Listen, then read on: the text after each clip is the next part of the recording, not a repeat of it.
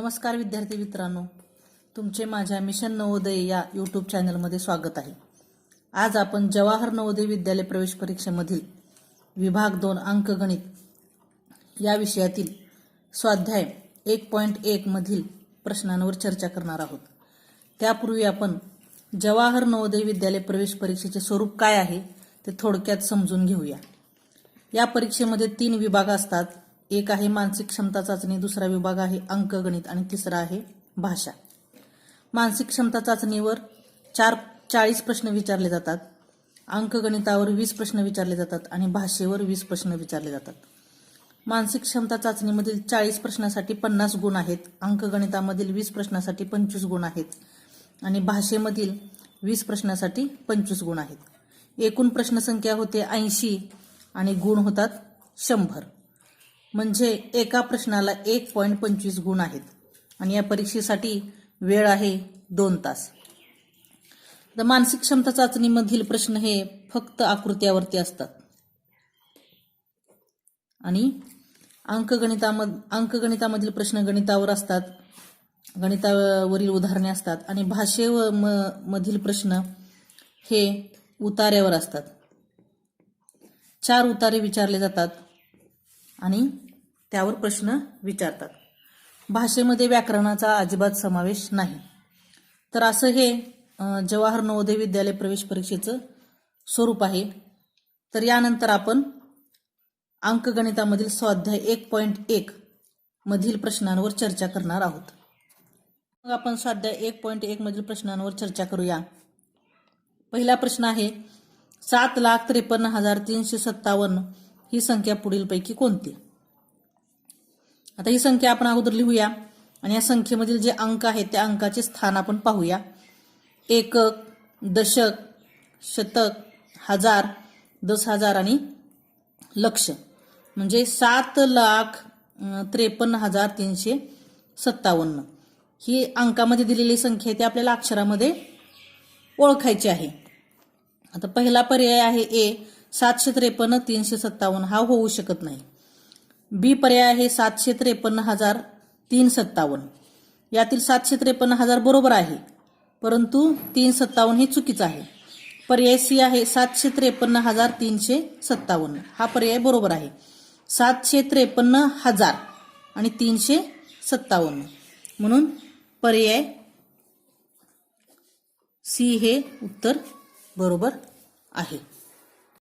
चला तर आपण आता दुसरा प्रश्न पाहूया। 1, 4, 6, 8 आणि 9 हे अंक प्रत्येकी एकदाच वापरून त्यापासून बनवलेली सर्वात मोठी 5 अंकी संख्या कोणती? आपल्याला प्रश्नामध्ये 5 अंक दिलेले आहेत बघा, 1, 4, 6, 8 आणि 9। फक्त हे 5 अंक वापरूनच आपल्याला मोठी संख्या तयार करायची आहे, 5 अंकी। तर ज्यावेळेस आपण मोठी संख्या तयार करतो त्यावेळेस आपल्याला दिलेल्या अंकाचा उतरता क्रम लावला पाहिजे। उतरता क्रम लावायचा म्हणजे अगोदर दिलेल्या अंकामधून मोठे अंक सुरुवातीला लिहायचे। 9, 8, 6, 4 आणि 1 ही झाली 5 अंकी संख्या तयार। 98,641 ही संख्या तयार होते, म्हणजे पर्याय बी हे उत्तर आहे। आता पुढचा प्रश्न पाहूया। प्रश्न तिसरा आहे बघा, 5 अंकी लहानात लहान संख्या आणि 4 अंकी मोठ्यात मोठी संख्या यांच्यातील अंतर किती आहे? बघा मुलांनो, 5 अंकी लहानात लहान संख्या आहे 10,000 आणि 4 अंकी मोठ्यात मोठी संख्या आहे 9,999। ह्या दोन्हीमधील अंतर आपल्याला विचारलेलं आहे। अंतर म्हणजेच फरक, आणि ज्यावेळेस 2 संख्यामधील आपण फरक काढतो त्यावेळेस त्या 2 संख्येची आपण वजाबाकी करतो। आता चला आपण वजाबाकी करूया। आता बघा, ह्या शून्यामधून 9 जात नाही म्हणून ह्या दशकाकडून आपण 1 उसना घेतो, पण इथं दशकामध्ये सुद्धा 0 आहे, शतकामध्ये 0 आहे आणि हजारमध्ये सुद्धा 0 आहे, म्हणून ह्या 10,000 कडून आपण 1 उसना घेतला, इथं राहिले 0, इथं झाले 10, ह्या 10 मधून 1 उसना इकडे शतकाकडे घेतला, इथं झाले 9, इथं झाले 10, ह्या 10 मधून आपण दशकाकडे 1 उसना घेतला, इथं झाले 10, इथं राहिले 9 आणि ह्या दशकामधून 1 उसना इकडे घेतला, इथं झाले 10 एकक आणि इथं राहिले 9 दशक। आता 10 मधून 9 गेले 1 राहिला, 9 मधून 9 गेले 0, 9 मधून 9 गेले 0 राहिले, 9 मधून 9 गेले 0 राहिले आणि 0शी 0 म्हणजे उत्तर आलं 1 म्हणजे पर्याय बी हे उत्तर येतं. चला आपण आता चौथा प्रश्न पाहूया. दशक स्थानी 9 असलेली विविध अंकाचा वापर करून बनणारी किमान संख्या कोणती? आता ह्या दिलेल्या 4 पर्यायामधून आपल्याला 9 दशक स्थानी असलेली किमान संख्या काढायची आहे आपल्याला. बघा आता किमान या शब्दाचा अर्थ आपण अगोदर समजून घेऊया. किमान म्हणजे लहानात लहान किंवा कमीत कमी किंवा कमीत कमी असा त्या किमान या शब्दाचा अर्थ होतो. मग आपल्याला दिलेल्या पर्यायापैकी 9 दशक स्थानी असलेली किमान संख्या शोधायची. आता आपण पर्याय पाहूया. पहिला आहे 1092, 1290 दुसरा पर्याय, तिसरा आहे 2091 आणि चौथा आहे 2190. आता बघा ह्या चारही संख्यामध्ये दशक स्थानी 9 आहे, परंतु आपल्याला अशी संख्या शोधायची आहे की या चारीमधून किमान असलेली म्हणजे या 4 संख्यामधून लहानात लहान संख्या शोधायची. मग आपल्याला ही 4 दिलेल्या संख्या ह्या 4 अंकी आहेत. मग आपल्याला 1000 स्थानचा अंक आपल्याला पाहावा लागेल लहान असलेला. मग आता ह्या चारीमध्ये इथं 1 आहे, 1000 स्थानी इथं 1 आहे, इथं 2 आहे आणि इथं 2 आहे. मग आता हे 2 पर्याय तर बाजूला झाले. आता ह्या 2 पर्यायामधून आपल्याला शोधायचं आहे की लहान संख्या कोणती. आता ह्या 2 पर्यायामध्ये 1000च्या स्थानी 1 आहे आणि इथं सुद्धा 1च आहे. परंतु पुढचं जर आपण अंक पाहिला शतक स्थानचा तर इथं ह्या पहिल्या संख्यामध्ये शतक स्थानी 0 आहे आणि या दुसऱ्या संख्यामध्ये शतक स्थानी 2 आहे. म्हणजे ही संख्या मोठी होते आणि ही संख्या काय होते? किमान होते म्हणजे लहान होते. म्हणजे पर्याय ए हे उत्तर येतं. चला मुलांनो आपण आता पुढचा प्रश्न पाहूया. 5वा प्रश्न. 16,813 ही संख्या पुढील प्रमाणे लिहिली जाते. 2010 साली हा प्रश्न आलेला आहे. बघा 16,813 म्हणजे ही आपल्याला अक्षरात दिलेली आहे संख्या आणि आपल्याला ती अंकामध्ये ओळखायची आहे. 16,813. आपण काय करूया अगोदर संख्यांचे स्थान लिहून काढूया. एकक, दशक, शतक, हजार, दश हजार, लक्ष आणि दशलक्ष. आता आपण पहिला पर्याय पाहिला तर काय? पहिला पर्याय 16,813 म्हणजे 16,813 असा होतो. दुसरा पर्याय आहे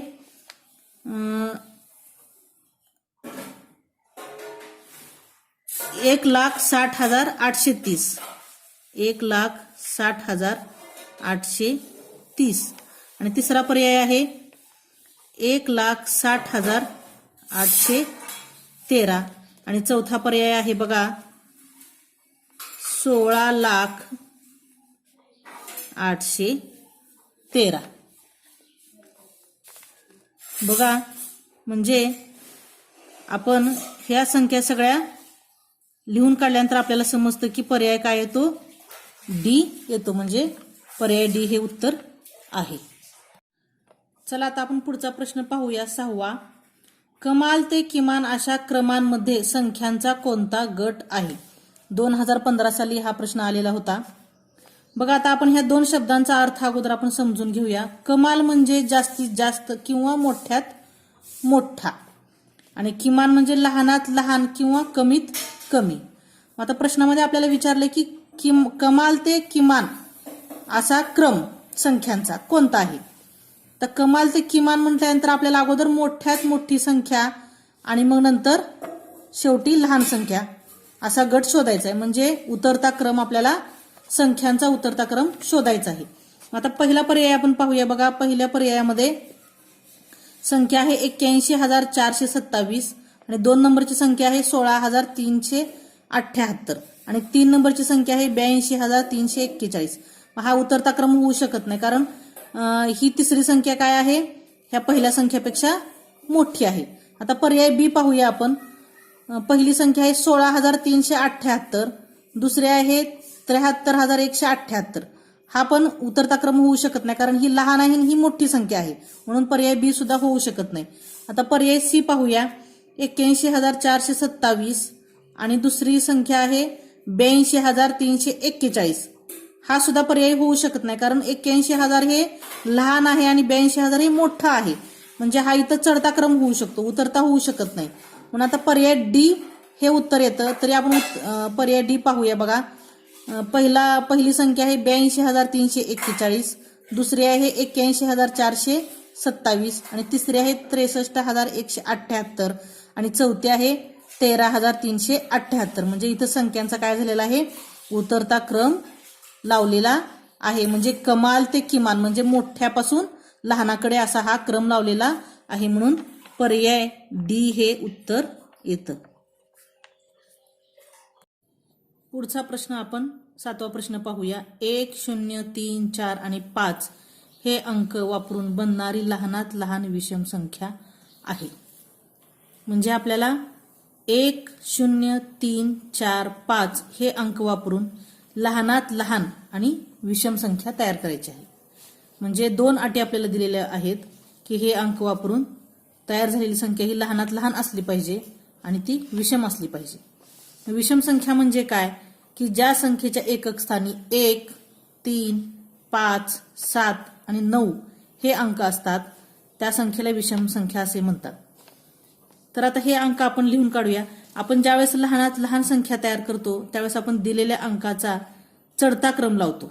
म्हणजे सुरुवातीला आपण सगळ्यात लहान संख्या घेतो, 1, 0, 3, 4 आणि 5.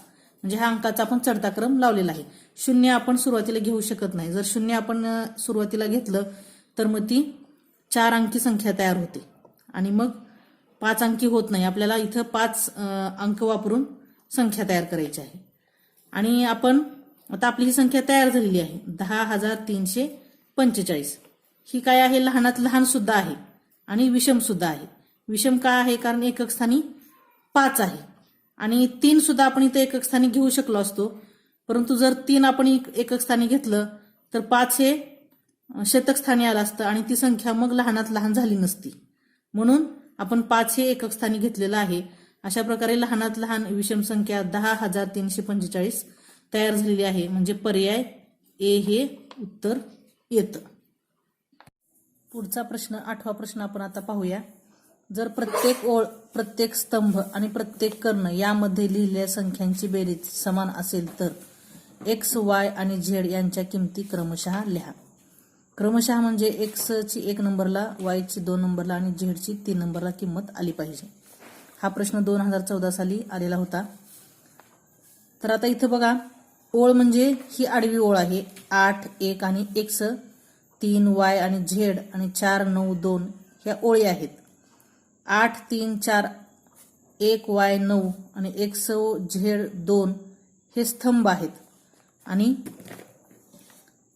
4 वाय एक्स आणि 8 वाय 2 हे 2 कर्ण आहेत. तर प्रश्नामध्ये आपल्याला सांगितलंय की प्रत्येक कर्ण, ओळ आणि स्तंभ यांची बेरीज समान आली पाहिजे. आता आपल्याला एक ओळ आणि एक स्तंभ यामध्ये अंक दिलेले आहेत, आपण त्यांची बेरीज करून पाहूया. 8, 3, 4 यांची बेरीज 15 होते. 4, 9, 2 यांची बेरीज सुद्धा 15 होते. म्हणजे आपल्याला आता या 2 कर्णांची आणि राहिलेल्या स्तंभांची आणि ओळींची बेरीज आपल्याला 15 आणायची आहे आणि त्यावरून एक्स आणि वाय झेडच्या किमती काढायच्या आहेत. आता पाहूया आपण 8, 1 आणि एक्स. 8 आणि 1 9 आणि याची बेरीज 15 आली पाहिजे. म्हणून 15 मधून 9 गेले, 6 राहिले, म्हणून एक्सची किंमत आली 6. 15 वजा 9 बरोबर 6. आता एक्सची किंमत 6 आली म्हणून आपण ह्या कर्णाची किंमत आता काढू शकतो. 4 आणि 6 10, 15 मधून 10 गेले, 5 राहिले, म्हणून वायची किंमत आली 5. इथं 5, वायची किंमत आली 5. आता वायची किंमत 5 आल्यामुळे आपण आता ही आडव्या ओळीची बेरीज करूया. 5 आणि 3 8. 15मधून 8 गेले. 15 वजा 8 बरोबर 7. म्हणजे झेडची किंमत आली 7.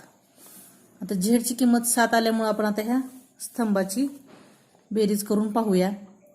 6 आणि 7 13. 13 आणि 2 15. तर 9 आणि 1 10 आणि 5 15. म्हणजे ह्या तिन्ही स्तंभाची बेरीज 15 15 आलेली आहे आणि आडव्या ओळींची बेरीज सुद्धा 15 आलेली आहे. आणि ह्या कर्णांची बेरीज 8 5 आणि 2 ह्याची बेरीज सुद्धा 15 आलेली आहे. यावरून आपण एक्स वाय आणि झेडची किंमत काढलेली आहे. तर अशा प्रकारे एक्सची किंमत 6, वायची किंमत 5 आणि झेडची किंमत 7 आलेली आहे.